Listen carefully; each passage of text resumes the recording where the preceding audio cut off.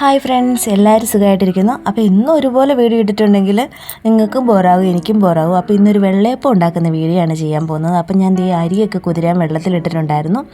അപ്പോൾ അരിയൊക്കെ ദേ നല്ലപോലെ കുതിർന്നിട്ടുണ്ട്. ഞാൻ രാവിലെ ആട്ടോ അരി വെള്ളത്തിലിട്ടത്, വൈകുന്നേരം ആകുമ്പോഴത്തേക്കും നമുക്ക് അരച്ച് വെക്കാൻ വേണ്ടിയിട്ട് അങ്ങനെയുള്ള പാകത്തിന്. അപ്പോൾ ഞാനൊരു 3-4 വട്ടം അത് കഴുകി എടുക്കുന്നുണ്ട് കേട്ടോ.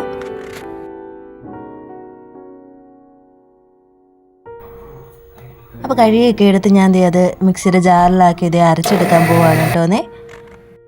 അപ്പോൾ നന്നായിട്ട് അരഞ്ഞ് കിട്ടിയിട്ടുണ്ട്. അപ്പോൾ ഈ ഒരു പരുവത്തിന് മതി കേട്ടോ, നമുക്ക് അരച്ചെടുത്താൽ മതി. അപ്പോൾ ഞാനത് വേറൊരു പാത്രത്തിലോട്ട് മാറ്റുന്നുണ്ട് കേട്ടോ. ഇനിയിപ്പോൾ അതേ പാത്രത്തിലോട്ട് തന്നെ, കഴുകുമൊന്നും വേണ്ട, അതേ പാത്രത്തിലോട്ട് തന്നെ നമുക്ക് ഒരു തവി ചോറ്, പിന്നെ നമ്മുടെ ഈസ്റ്റിൻ്റെ അടപ്പുണ്ടല്ലോ, ആ അടപ്പിന് ഒരടപ്പ് ഈസ്റ്റ്, ആ ചോറിൻ്റെ അത്രയും തന്നെ തേങ്ങ, അത്രയും കൂടെ നമ്മളൊന്ന് നന്നായിട്ട് മിക്സിയിലിട്ട് അരച്ച് അതിൻ്റെ കൂടെ ചേർത്ത് വെക്കുന്നുണ്ട് കേട്ടോ. അപ്പോൾ അത് അതിൻ്റെ കൂടെ ചേർത്ത് ഇനി ഒരു സ്പൂൺ എടുത്ത് നന്നായിട്ട് ഇളക്കി അങ്ങ് വെച്ചാൽ മതി കേട്ടോ. അപ്പോൾ അപ്പത്തിൻ്റെ പണി കഴിഞ്ഞു. ഇനിയിപ്പോൾ നാളെ രാവിലെ എടുത്ത് നമുക്ക് അപ്പം ഉണ്ടാക്കാം.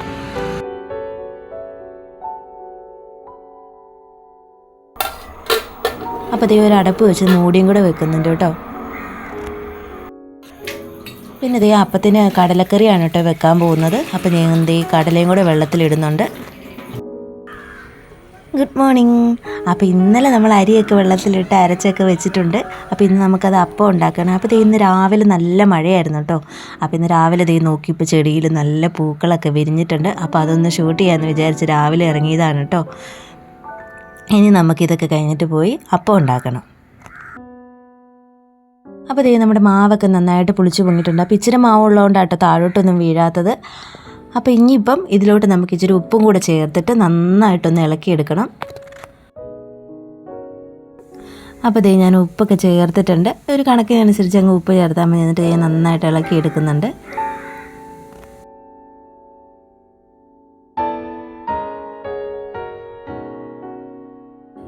പിന്നെ ഞാൻ ഫ്രൈ പാൻ തീയൽ വെച്ച് കേട്ടോ.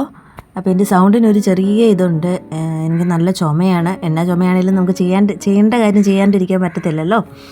അപ്പോൾ ഞാൻ ഫ്രൈ പാനിൻ്റെ കളറും ഇതൊന്നും നോക്കണ്ട, ഇവിടുത്തെ ഫ്രൈ പാൻ ഇങ്ങനെയാണ്, കുഴപ്പമൊന്നുമില്ല കേട്ടോ. ഇതിൽ തന്നെയാണ് ഞങ്ങൾ അപ്പം ഉണ്ടാക്കുന്നത്. അപ്പോൾ ഫസ്റ്റിലത്തെ അപ്പം ഉണ്ടാക്കാൻ വേണ്ടി ഞാൻ മാവ് ഒഴിച്ച് മൂടി വെക്കുകയാണ് കേട്ടോ. അപ്പോൾ നമ്മുടെ അപ്പമൊക്കെ റെഡിയായി. എനിക്ക് എപ്പോഴും അപ്പം ഉണ്ടാക്കുമ്പോൾ ഭയങ്കര എക്സൈറ്റ്മെൻ്റ് ആട്ടോ, ശരിയാകുമോ എന്ന്. പക്ഷേ എല്ലാ തവണയും ഉണ്ടാക്കിയപ്പോഴും ശരിയായിട്ടുണ്ട്. ഞാൻ ആദ്യം ഉണ്ടാക്കിയപ്പോൾ എനിക്ക് റെഡിയാകുമോ എന്ന് ഭയങ്കര എനിക്കൊരു സന്തോഷമായിരുന്നു കേട്ടോ, എൻ്റെ അപ്പം റെഡിയായതിന്.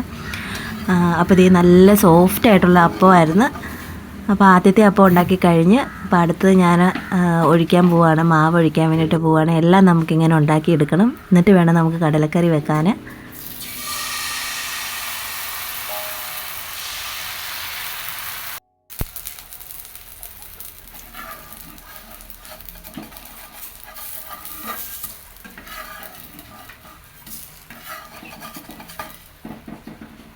അപ്പോൾ നമ്മുടെ അപ്പമൊക്കെ റെഡിയാക്കിക്കൊണ്ടിരിക്കുകയാണ്. 2 ഞാൻ ഉണ്ടാക്കി, ബാക്കിയും കൂടെ ഉണ്ടാക്കട്ടെ കേട്ടോ. പിന്നെ നമ്മുടെ കടല കുക്കറിനകത്താക്കിയിട്ടുണ്ട്. കടലയും തക്കാളിയും വെളുത്തുള്ളിയും ഇഞ്ചിയും കറിവേപ്പിലയും എല്ലാം കൂടി ഇട്ട് നമ്മൾ കുക്കറിനകത്ത് വേവിക്കാൻ വേണ്ടിയിട്ട് പോവുകയാണ്. അപ്പം ഇനിയിപ്പോൾ ഇതിനകത്തോട്ട് ഇച്ചിരി വെള്ളം കൂടി ഒഴിച്ച് ലേശം ഉപ്പും കൂടി ഇട്ടിട്ട് നമുക്ക് തീയിൽ വെച്ച് ഒരു 3-4 വിസിൽ വരുന്ന വരെ മതി. അപ്പോൾ തന്നെ നമ്മുടെ കടല വേകും കേട്ടോ. അപ്പോൾ നമ്മുടെ അപ്പം മൊത്തം ഞാൻ ഉണ്ടാക്കിയെടുത്ത് കഴിഞ്ഞ് നമ്മുടെ കടല കുക്കറിനകത്ത് തീയിൽ വെച്ചിട്ടുണ്ട്. അതും അവിടെ ഇരുന്ന് വേകുന്നുണ്ട്. പിന്നെ കടലയ്ക്ക് നമ്മൾക്ക് മസാല ചേർക്കാൻ വേണ്ടിയിട്ട് പോവാണ്. അപ്പോൾ ഒരു ചീനിച്ചട്ടി അടുപ്പേ വെച്ചിട്ടുണ്ട്. പിന്നെ ഞാൻ വെളിച്ചെണ്ണയാണ് കേട്ടോ ഒഴിക്കുന്നത്. പിന്നെ നമ്മുടെ കടുക് പൊട്ടിക്കാൻ വേണ്ടി കടുക് ഇടുന്നുണ്ട്.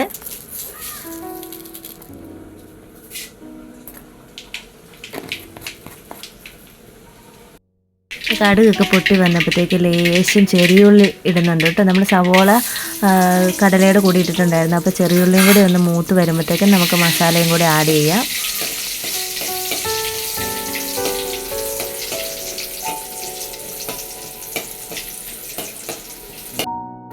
നമ്മുടെ ചെറിയുള്ളിയൊക്കെ മൂത്ത് വന്നപ്പോഴത്തേക്കും നമ്മൾ മല്ലിപ്പൊടിയും മുളക് പൊടിയും മീറ്റ് മസാല എല്ലാം കൂടെ നമ്മൾ അതിൻ്റെ പച്ചപ്പ് മാറുന്ന വരെ ഒന്ന് ഇളക്കി കൊടുക്കുന്നുണ്ട് കേട്ടോ.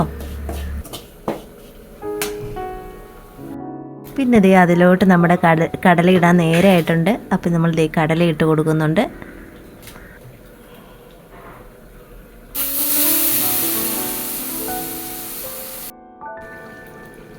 അപ്പോൾ ഇത് നമ്മുടെ കടലക്കറിയൊക്കെ റെഡി ആയിട്ടുണ്ട്. അപ്പോൾ ചാറ് ആവശ്യത്തിന് നമ്മൾ കടല വേവിച്ച വെള്ളം നമ്മൾ ഒഴിച്ചാൽ മതി, വേറെ വെള്ളമൊന്നും ഒഴിക്കണ്ട.